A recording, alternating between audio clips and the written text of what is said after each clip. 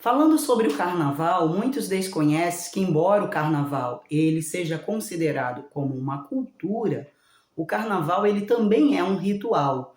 E ritual nós sabemos que é tudo aquilo que se repete. Veja que todos os anos nós temos a festa aí do carnaval. E muitas pessoas saem de vários lugares para poder participar dessa festa. É uma concentração. Podemos afirmar que o carnaval ele é uma egrégora muito grande de energia, né? As energias reunidas para poder comemorar o carnaval. E as pessoas elas se derramam, né? Elas derramam do seu suor, elas derramam a sua energia com o objetivo de se divertir, querendo distrações. Não são poucas as mulheres que conhecem homens casados, se envolvem com esses homens, casados, solteiros. Dentro desse relacionamento relâmpago, elas engravidam. E aí ela acaba se tornando uma mãe solteira. Não são poucos aqueles que vão experimentar pela primeira vez uma droga. Muitas mulheres mal amadas que se sentem rejeitadas, que estão se sentindo aprisionadas dentro de relacionamentos frustrados, casamentos frustrados, acabam querendo extravasar isso e colocam toda essa energia no carnaval, acaba se entregando a um a outro. Mulheres que foram traídas aproveitam esse momento do carnaval como uma oportunidade para poder trair os seus cônjuges. E o carnaval ele é propício para muitas obras carnais motivadas por vários tipos de emoções incubadas. Toda essa emoção é uma abertura fortalecida pelos espíritos que são chamados de terra-terra. Veja que no carnaval, espíritos que são chamados de povos de rua, ou seja, espíritos que agem diretamente na vontade do ser humano, na vontade carnal do ser humano, são alimentados. Qual a principal oferenda desses espíritos? A principal oferenda desses espíritos é a carne e o sangue. Esses espíritos, para se materializarem aqui nesse mundo, eles precisam de corpos. Precisam de corpos para se materializar nesse mundo, cumprindo assim os seus desejos, as suas vontades. Precisam de corpos para materializar suas vontades, seus desejos sórdidos, imundos. Sujo, leviano, promíscuo, libertino, fazendo com que a sua principal oferenda seja o ser humano, a pessoa, ou seja, a carne e o sangue. O sangue é o que tem a energia vital e a carne é a concentração das vontades, das muitas vontades e dos muitos desejos. Então, quando uma pessoa ela se derrama em uma festa de carnaval, ela se entrega aos prazeres da carne do mundo, na realidade, esses espíritos eles estão vivendo através dessa pessoa. Podemos até afirmar que a pessoa ela está manifestada. Na concepção, na ideia de muitos, a pessoa ela acredita que ela está sentindo todo aquele prazer. Mas quem na realidade está por detrás, se alimentando daquela energia, em cada ato, em cada vontade, em cada desejo cumprido, são esses espíritos, tá? Que fazem dessa pessoa o seu cavalo, o seu aparelho, o seu burro, fazendo com que ela seja apenas para eles um transporte, um meio deles poderem viver e se transportar de um lado para o outro aqui, cumprindo a vontade deles. Aliás, a vontade do mal, o desejo do mal, a missão do mal, não é outro, senão o matar, o roubar e o destruir. E nesse período do carnaval, da festa de carnaval, o que muitos chamam de cultura, esse cumprimento do mal, ele fica mais acirrado.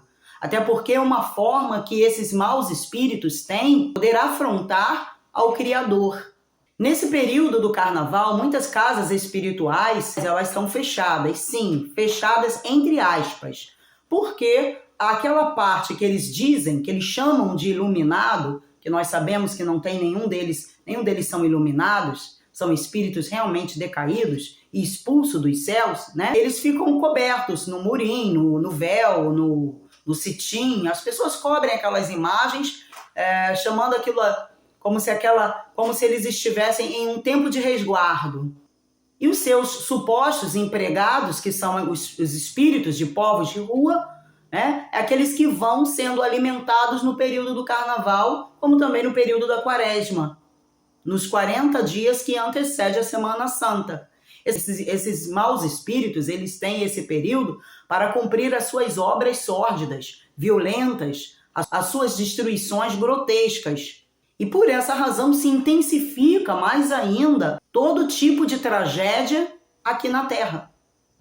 E quando a festa termina, é natural que muitos acabam ficando dentro de um cativeiro. A vida da pessoa acaba ficando uma desgraça. E daquele período em diante, ela passa a viver coisas que ela nunca tinha vivido. Existem pessoas que elas dizem o seguinte: mas eu não brinco, eu não participo, eu viajo, eu faço retiro. Mas isso não é o suficiente para combater ou impedir as obras desses maus espíritos nesse período. Por quê? Porque, direto ou indiretamente, quando a pessoa tem o corpo aberto, direto ou indiretamente, esses espíritos acabam alcançando a vida da pessoa. Às vezes a pessoa ela não participa diretamente da festa, mas ela vai para uma viagem na qual, no meio do caminho, outra que está participando, ou que se embriagou, ou que está envolvida no ventre dessa energia, ou debaixo dessa energia, né? Ela acaba provocando acidentes que atinge aquela que não tinha nada a ver. E tem muitas que dizem: mas eu não vou lá participar, mas ela abre através dos canais da televisão, através da TV, ela dá permissão a esses maus espíritos de adentrarem na casa, na família dela e atingir toda a casa, com cenas de pornografia, com cenas de promiscuidade, como portas que se abrem para plantar esses maus espíritos no seio da família. Então, diante de tudo isso, o que fazer? A pessoa vai se esconder, vai fazer igual um avestruz, enfiar a cabeça na terra, vai desaparecer? Não tem como. Mas é muito importante que a pessoa busque uma blindagem espiritual através de resguardar a sua alma, o seu espírito.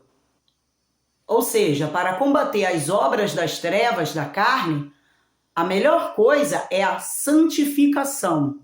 É a pessoa se envolver com as coisas do Espírito, as coisas do Espírito Santo, a meditação da palavra de Deus, a oração, o jejum, por si e pelos seus.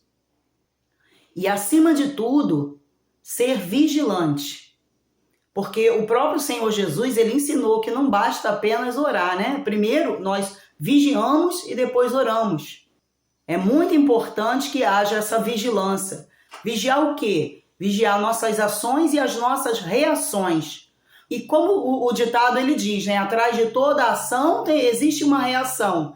Então, se, por exemplo, as palavras brandas, as palavras mansas, a palavra de Deus ela nos ensina que abranda o quê? O furor e desvia a ira.